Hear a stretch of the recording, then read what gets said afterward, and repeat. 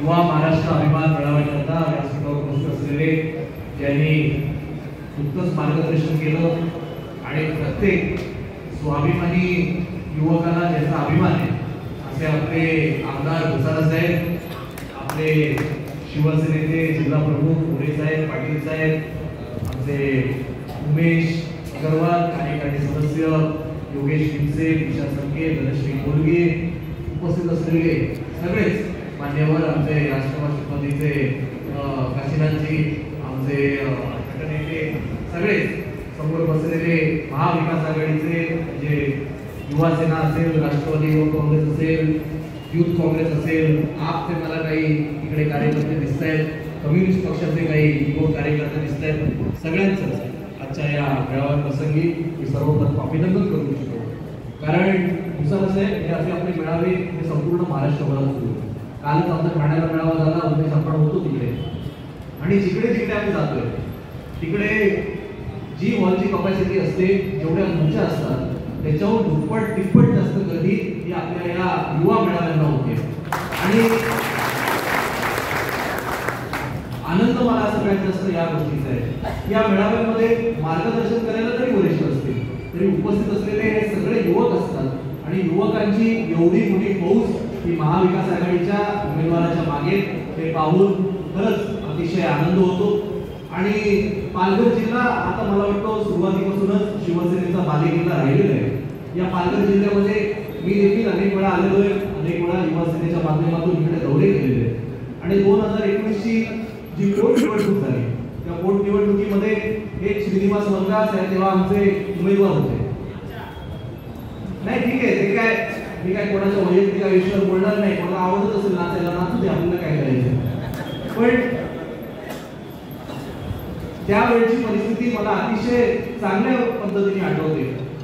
त्यांच्या वडिलांचं निधन झालं होतं, ते भाजपचे खासदार होते आणि त्या परिवाराला तिकीट देणं तर सोडा, भाजपने अक्षरशः वाऱ्यावर सोडल्यानंतर उद्धव ठाकरे साहेबांनी त्यांच्या कुटुंबाची जबाबदारी घेतली. श्रीनिवास वनगा यांना पक्षामध्ये घेतलं, त्यांना उमेदवार म्हणून घोषित केलं.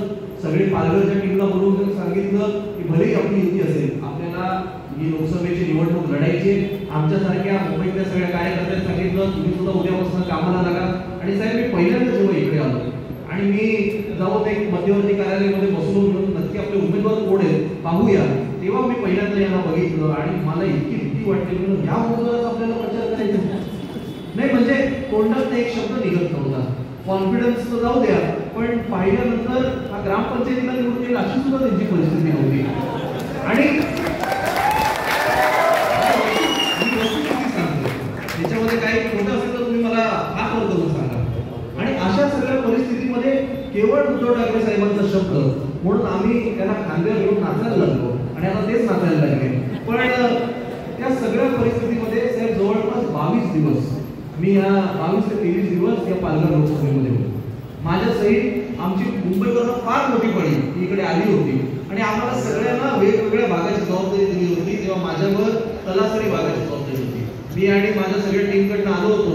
आता मी काशीनाथजींना त्याला आठवत नसेल तेव्हा मी त्यांना सुद्धा भेटलो होतो. भले विरोधात असतील तरी आज पण आम्ही थोडंफार एकत्र होतो. तेव्हा आता उघडपणे एकत्र आलेलो आहे.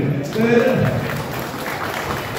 त्यामुळे साहेब तेव्हा आम्ही गावोगाव फिरून काढली आणि शिवसेनेचा कार्यकर्ता हा मुंबईवरनं आला असेल, ठाण्यातनं आला असेल, अजून कुठनं आला असेल, सकाळी 8 वाजल्यापासून आम्ही जर निघायचो ते रात्री 2-2 वाजेपर्यंत प्रचार करायचो आणि वनगा सकाळी 12च्या आधी उठायचंच नाही. आम्ही म्हणायचो आमचा उमेदवार कुठे. शेवटी कार्यकर्ते विचारायला लागल्यानंतर आपलाच उमेदवार आहे, आपल्या देशाबद्दल चांगलंच सांगितलं पाहिजे. आम्ही डहाणूच्या लोकांना सांगायचो उमेदवार विरारला गेले, विरारच्या लोकांना सांगायचो उमेदवार विक्रमगडला गेले, विक्रमगडच्या लोकांना सांगायचो पालघरला गेले. उमेदवार शुद्धीच असेल तर ना, अशी परिस्थिती. आणि मग मन एवढं दुखतं, मनाला एवढं वाईट वाटतं. अशा व्यक्तीला ज्याने आम्ही अक्षरशः माझ्यासारख्या हजारो लोकांनी आम्ही रक्ताचं पाणी केलं, खिशातले पैसे घालवले. आम्हाला यामधनं काही मिळणार होतं का? आम्हाला वैयक्तिक आयुष्यात काय मिळणार होतं का? काही नाही. केवळ पक्षाचा आदेश जो उमेदवार दिला त्याचा प्रचार करत अगदी आम्ही गाव फिरून काढले आणि 25,000 ते 26,000 मतांनी आमचा त्यावेळी पराभव झाला होता. नंतर युती झाली आणि युतीच्या वेळी सुद्धा उद्धव ठाकरे साहेबांनी त्यांचा शब्द पूर्ण केला. श्रीनिवास वनगा यांना जो शब्द दिला होता की आम्ही तुम्हाला आमदार आणि खासदार करू युतीच्या काळामध्ये सुद्धा जेव्हा असं वाटत होतं 100% सीट आपल्याकडे येईल, असंख्य शिवसेनेचे कट्टर कार्यकर्ते तेव्हा या पालघरच्या विधानसभेसाठी इच्छुक होते, पण केवळ ठाकरेंचा शब्द हा आजपर्यंत महाराष्ट्रात कधी खोटा झाला नाहीये हे सिद्ध करण्याकरता उद्धव ठाकरे साहेबांनी या वर्गाला उमेदवारी दिली आणि त्यावेळी त्या विधानसभेवर निवडून आले. आता ते काय करतात काय नाही करत, त्याचा गद्दार झाले हे सगळं इतिहास मी काही परत परत सांगणार नाही. सांगायचं मला तात्पर्य एवढं की एकट्या शिवसेनेनी मनापासून जेव्हा लढत पालघर लोकसभेमध्ये दिली होती त्यावेळी सगळे कार्यकर्ते जेव्हा कामाला लागले होते तेव्हा असा एखादा उमेदवार सुद्धा पुढे करून आपण एवढी चांगली मदत मारली होती की केवळ 25 ते 26 हजारांनी आपला जर पराभव होऊ शकतो. तर आता तर उसारा साहेब आहेत, आपले निकोले साहेब आहेत, कम्युनिस्ट पक्ष आपल्या सोबत आहे, काँग्रेस सुद्धा चांगलं वोट बँक इकडे आहे. साहेब तुम्ही म्हणाला 97,000 रुपये सोडा, मी तुम्हाला खात्रीने सांगतो महाविकास आघाडी, इंडिया आघाडी, आपण सगळे इकडे मनापासून एकत्र लढलो, किमान 2 लाखांनी पालघरची लोकसभा आपण जिंकणार. कारण अत्यंत चांगलं वातावरण हे संपूर्ण महाराष्ट्रात आहे. आज माझ्या आधी अनेक वक्त्यांनी सांगितलं की यावरून ट्रेननी आला. साहेब आम्ही राहतो वेस्टर्न साईडला, माझं घर पारनेला, मातोश्रीला आमची बैठक होती.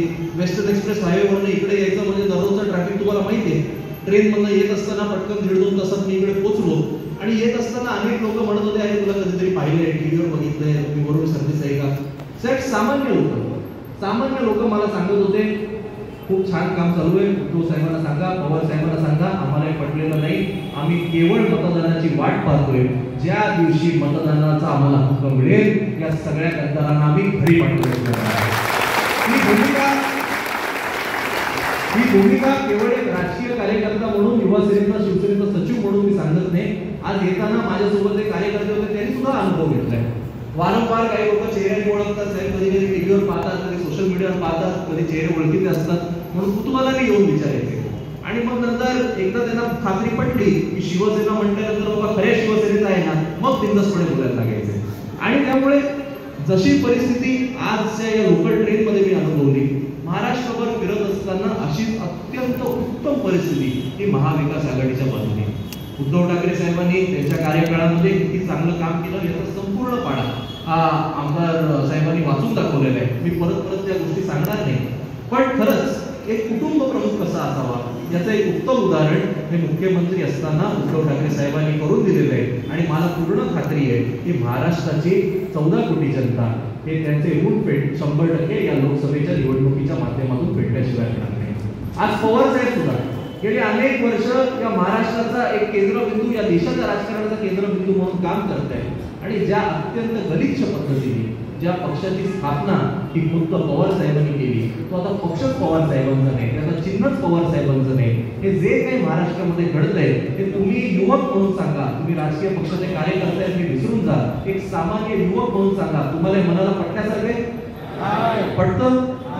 आज पालघर तर मी परत एकदा सांगतो, ठीक आहे पालघर हा मुंबईच्या जवळचा भाग आहे, अनेक शिवसैनिक इकडे आहेत, अगदी गडचिरोली सारख्या अतिदुर्गम भागामध्ये सुद्धा गेलो आणि तिकडे सुद्धा जाऊन विचारलं की शिवसेना कोणाची, तर लहान पोरं सुद्धा सांगतात शिवसेना ठाकरेंची. आणि जर विचारलं राष्ट्रवादी कोणाची, तर ते सांगतात राष्ट्रवादी ही पवार साहेबांची, म्हणजे शरद पवार साहेबांची. त्यामुळे ज्याला एका वेळी या निवडणूक आयोगाला लोकशाहीचा एक स्तंभ मानला जायचा